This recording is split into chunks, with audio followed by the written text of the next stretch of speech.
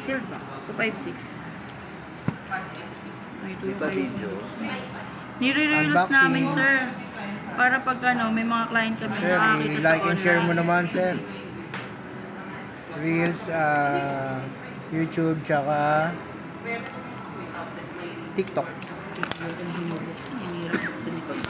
Sir, tinanggal ko na yung plastic Natanggal na talaga yan. Paano nga yun, sir? Ito. Yan. Diyan lagi. Ang hirap pa man din yun. Kasi sira. Ito pa, oh.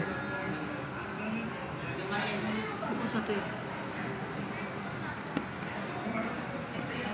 Yan. Sige, hawakan ko. Tape, may tape.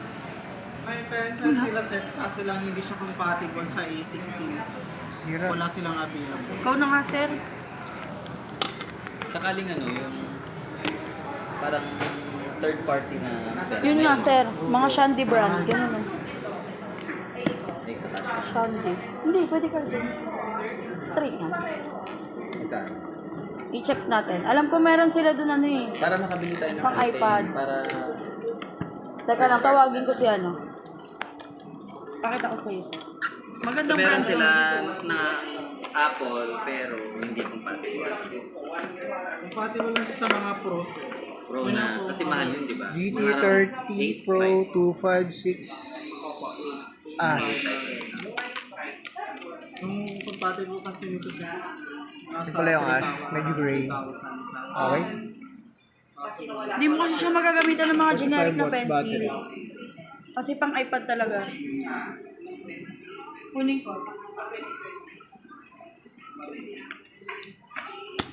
Ayan, i-open natin kung Free gaming try kit. natin, di ba?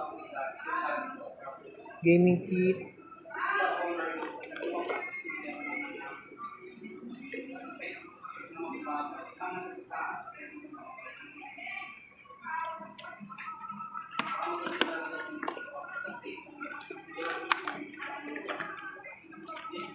Sir, may case na rin.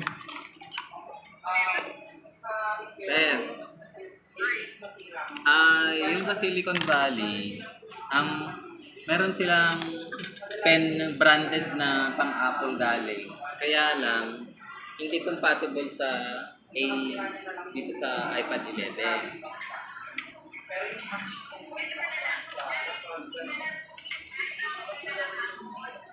Oo. Yun ang sasabihin ko kasi GT30 Pro actually 256. bumili din ako ng